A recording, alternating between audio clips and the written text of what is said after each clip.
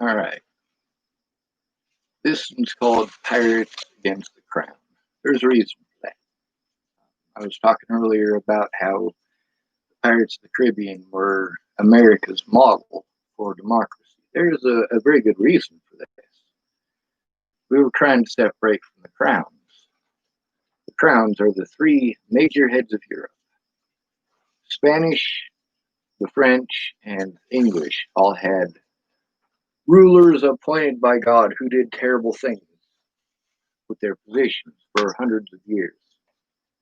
The results of Queen Anne's War lasted for hundreds of years, much like the Battle of the Teutoburg Forest has affected Europe to this day.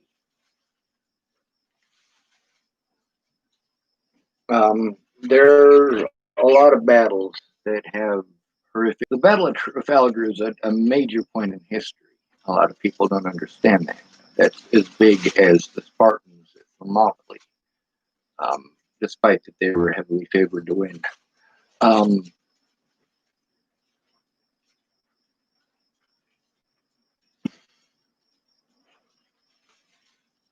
The pirates, nearly all of the pirates who were involved in the Caribbean trade of all of these nations, they were all employed by those crowns to go killing each other. And they realized at the end of the war that the crown never cared about any of them. They'd all been thrown into this stuff over the whim of some rich people who are all related to each other. Just so you know, World War I was fought for the same reason. It was three descendants of Catherine that all showed themselves to be a bunch of pieces of shit. Five descendants. I am sorry. I forgot how many nations were involved in that initial push. They were all cousins. It was a terrible thing, and it cost millions of lives. However, we still have not beat the single day losses of the Carthaginians. 290,000 soldiers lost in one day. Those were 290,000 sailors, by the way. We haven't even put that many sailors to sea. No nation has since then. We have millions in the Navy. But to commit that many people to one battle, yeah, that condemned Carthage until, well, there's about 20 years between these great battles, between the end of a war and the beginning of the great battles. This is a whole bunch of single mothers raising children during an occupation, raising these children to hate the occupiers, and then those children who have no dads because they were killed, these children who are products of war, now go to war. In the history of naval warfare, we got two major advancements that pretty well go hand in hand. Well, three. The first advancement is cargo ships. Cargo ships are great. And then we've got pursuit ships that are meant to raid cargo ships. And then we've got armed cargo ships and potentially armored. Yes, if you think of those old wooden ships, the reason that their hull is made of oak instead of pine on the bottom half is because it's harder. It's armor. It's thicker. And they had the same revelations throughout history over and over and over again. Hey, we should do some trading. Hey, there's a lot of traders around here. We should go take their stuff. People are coming and taking our stuff. Maybe we should put a castle in the front and the back of our boat and then stand up there with bows and arrows. And that goes on and on and on and on. We still use those techniques today.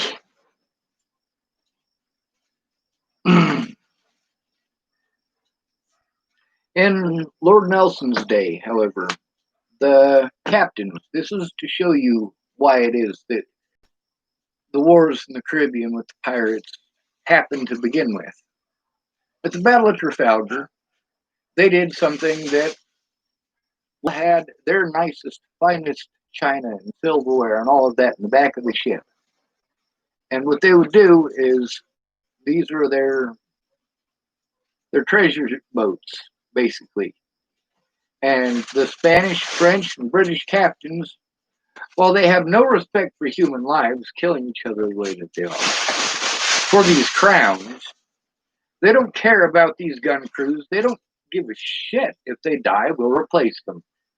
We'll go, if we have to, we'll force some of these French people to take those positions, and they will serve on board this ship as slaves, as gun crew. In a situation like that, a Frenchie in a British uniform, yeah, you are just as invested as everyone else on that ship in making sure that you don't get boarded and lose to another French ship, because they'll kill you as a traitor to the French crown. But these silver ships, these treasure boats, these furniture boats, these captains and admirals had a gentleman's agreement not to fire on each other's boats full of stuff that's more important than these poor bastards manning the guns.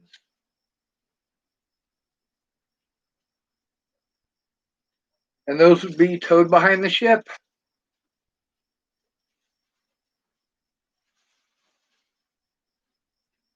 If the ship goes down, the captain still has a boat to get into and treasure inside of it. And contrary to popular belief, that whole captain has to go down with the ship thing is complete bullshit. You should learn about Matthew Hazard Perry. His ship didn't sink, but it should have. Learn about the Battle of Lake Erie. Learn about the minorities who took part in the battle, who comprised most of the building crew of these great ships, who also comprised the gun crews. In the Battle of 1812, Americans didn't have those treasure ships or those treasure boats behind them. There was no time, there was no luxuries there to be had. The battles in the Great Lakes regions, some of these people building the ships for the American side and the British side were within sight of each other building these ships, especially a lot of the smaller vessels. Because of local sandbars, there were only certain times a year and certain places where you could actually get through from one lake to another, especially back then. Now we've dredged it enough and gone through with enough large ships that, yeah, you probably get through there now. But back then, there's no way.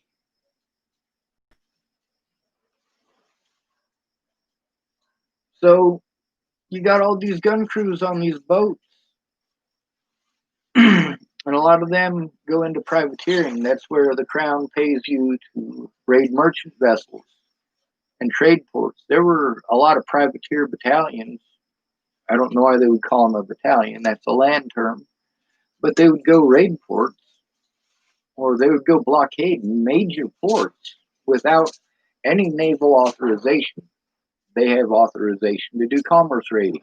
But that's exactly what they're doing by blockading now, isn't it? They're commerce raiding. Nothing gets in, nothing gets out. And the English love this. I mean, Sir Francis Drake in his time did stuff like that. He was also a heartless son of a bitch who was involved in the trade. The trade of what? Human beings. The first slaves imported to the United States, so far as I am aware, were imported by Sir Francis Drake from Africa.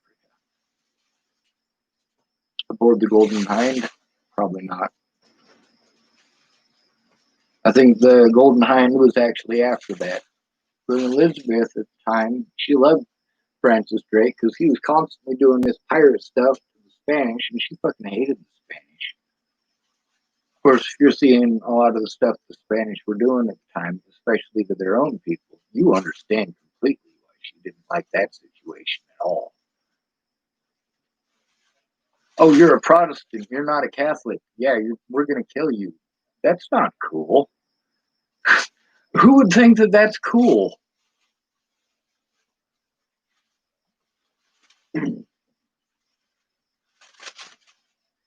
A lot of the military technology that we have is for protecting rich people and their stuff.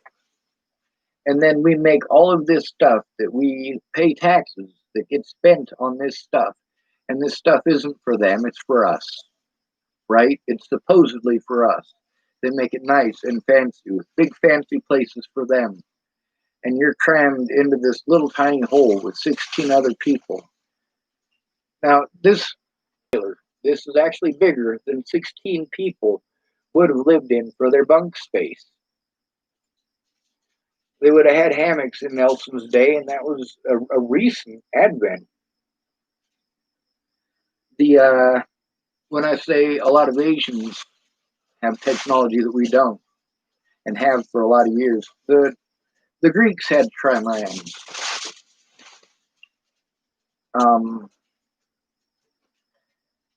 I believe that their original triremes were trimarans just because of a lot of the ways that they have them depicted in pictures and in stone carving. But that's just my opinion. But they've had them, Polynesians to this day use them.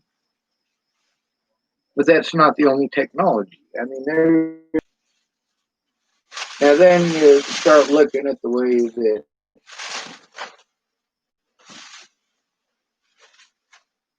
peoples are named in a lot of those regions at the time. There might be 20 or 30 different villages, each one of them independently owned and operated at that time. And one of these people would go through and they would learn the names of one of them, and then they just call all the people of the area that. Kind of like Julius Caesar calling Julius Caesar named Germany, literally. The modern nation of Germany was founded in the 17 or 1800s. I can't remember, but I mean it's a pretty recent country. And that was a royal line.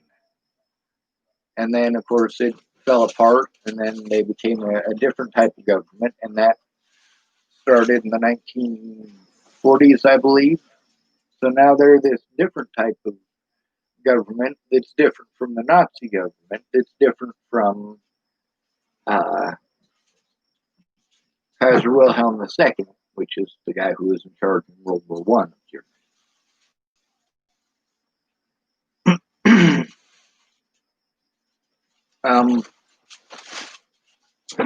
Most of the impact on human life happened to the poor. It created the Pirates of the Caribbean. And when the American Revolution came about, the American Revolution was fought by people who had endured the same thing as the Pirates, Queen Anne's War. They had endured what it's like to do the fighting and dying and to be cast aside like they're nothing. They knew what it was like to be treated like outlaws if they spoke up about injustices. I know how that feels. Do you? The Win Commerce rating.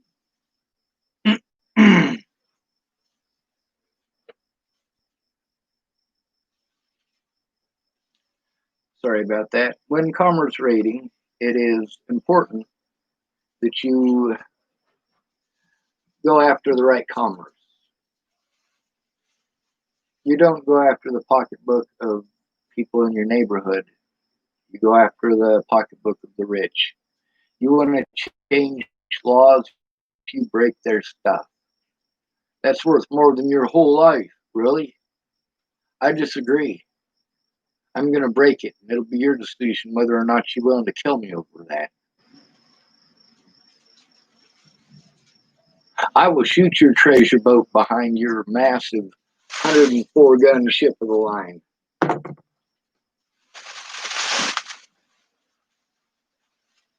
Am I saying that as a threat? Absolutely not. This is not the 1600s, 1700s, or 1800s. We're not on wooden ships, and we're not firing at each other at the Battle of Trafalgar.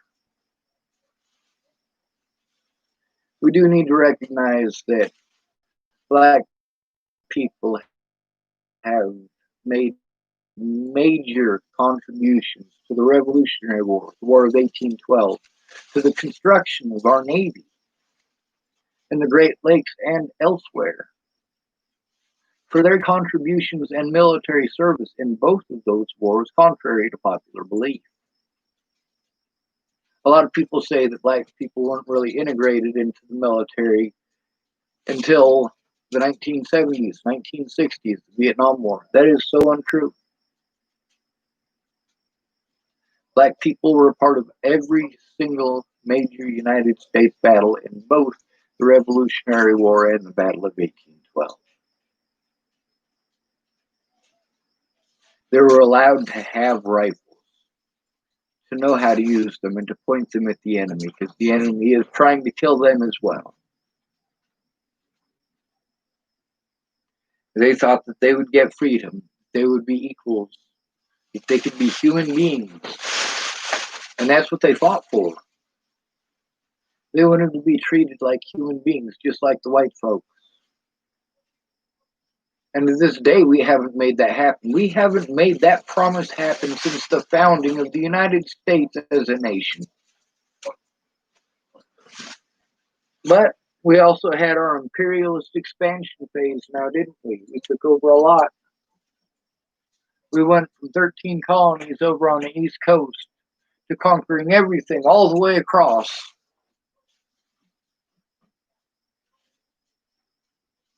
We as a people, right? No, we as a people didn't do that. That's history, and that is the point of history. Who are we blaming for these heinous acts? Are we blaming the people who actually did it? Or are we blaming the people who are left over to clean up the mess? One lady that was talking to me, she was telling me that her dad was a famous writer.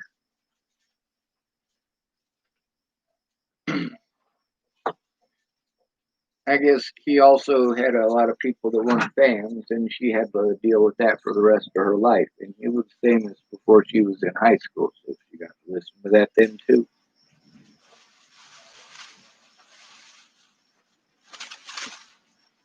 The wars that we are fighting are the same wars that we've been fighting. The poor do all the fighting and dying, and the rich get all the benefits. They take none of the risk. As long as you keep the masses at each other's throats, you got a bunch of poor rednecks against a bunch of poor black folks, against a bunch of poor ignorant, not ignorant, a lot of poor immigrants versus a whole bunch of, and why are we doing this? We're all complaining to each other about whose rights have been violated more. That's what we're all doing. Can you not understand? Well, obviously, all of our rights are being violated. Maybe we should do something about that.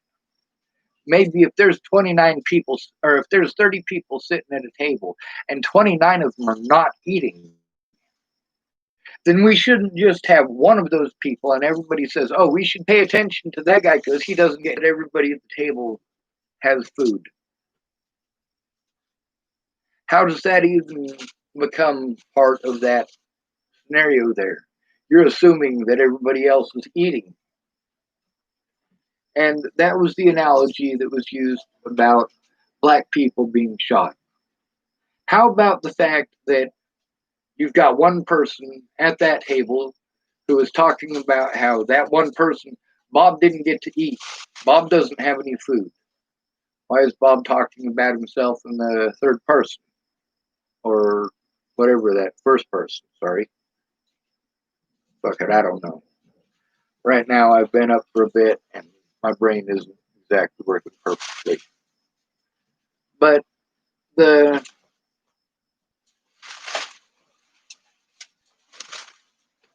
wind's picking up.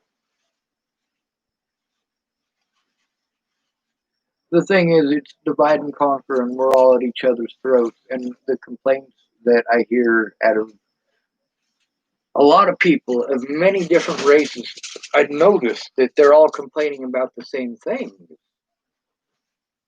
It's just who's getting it worse and why. And then we're arguing about that instead of doing something about it.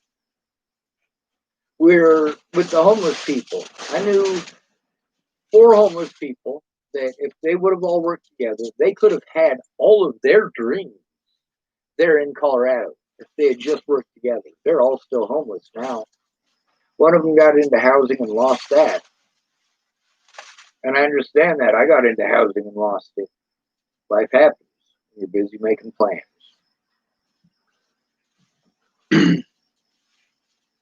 I want to tell you all that I'm not always able to talk like this. Right now, I'm having difficulty speaking, which you might not be able to tell, and those of you who are familiar can tell that right away.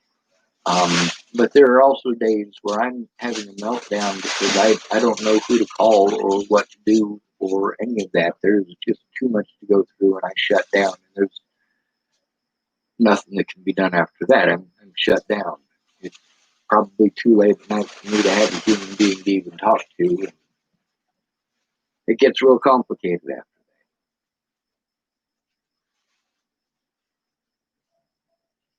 All of these wars that we fight, all run by a hierarchy who show by their actions that they believe themselves to be above us. While we do the work and they take the credit. And we've got all of these people who are doing that, who we, to this day, even in the United States, instead of princes and princesses, who are traditionally the ones who are doing the taxing to get the money from all of the merchants and from all of the people who are living on their land. They get that just because they were born owning it. I was born into this family. It's my name that's on the castle. I am the eldest. This is all mine, and all of these people have to pay me money because I exist and because they exist on my land. And if they try to move over to the next place, first of all, they're my serfs. They owe me their lives because they were born on this land. Second of all, the next guy over probably ain't going to take too kindly with you sharing different ideas or views than the people that he owns. And it is ownership at that point, even if they didn't call it slavery. It's serfdom, and it's disgusting.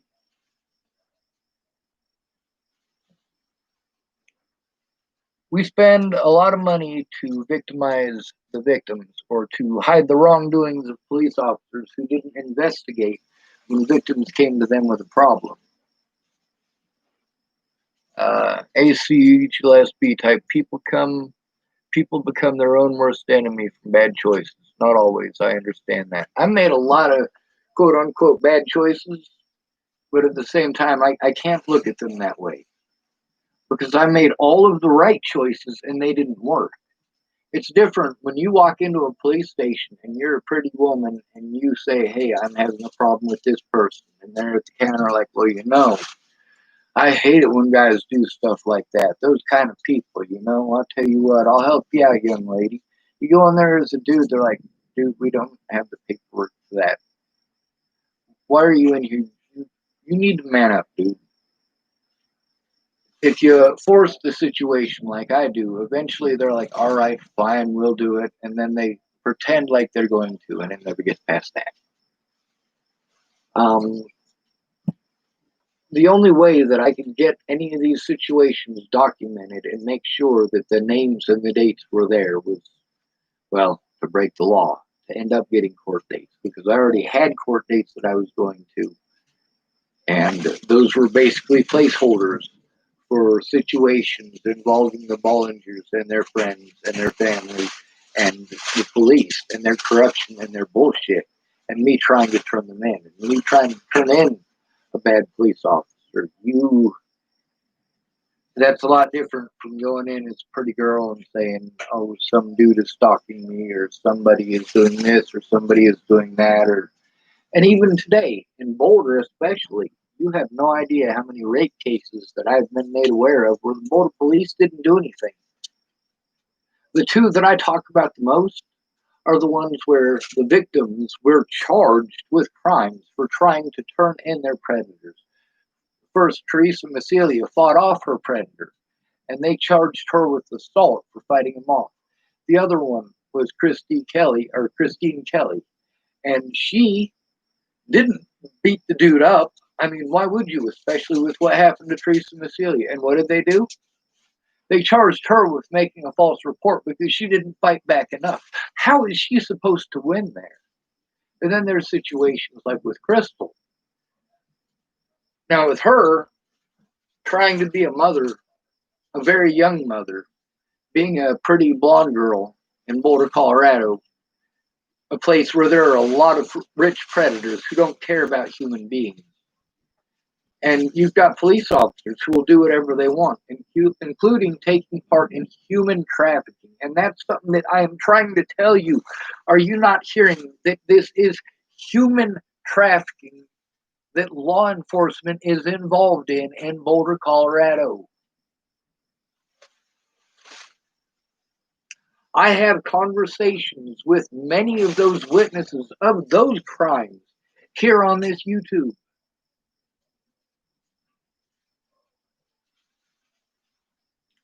Trust me, I have lived hell the last decade because of female issues. I know, never again. You know, here's the thing. It sucks being the good guy because when somebody comes to you for help, especially if you've been through that hell, when the difference between having to go through that for years and years and having to go through it just once because you tried to tell people from the start. I mean, there's how much of a human being you are to society versus how much of a human being that you think you are. But then again, I want you to take a look at the way that you judge yourself and the way that you look at yourself in your shoes and say, people don't understand to yourself all the time. When you do that, I want you to stop and think, am I doing the same thing to them? Am I not putting myself in their shoes? Am I not trying to understand their situation? You guys want to bitch about things getting broken. I want to bitch about people getting killed. Between people getting killed and things getting broken, shut the fuck up about your broken shit.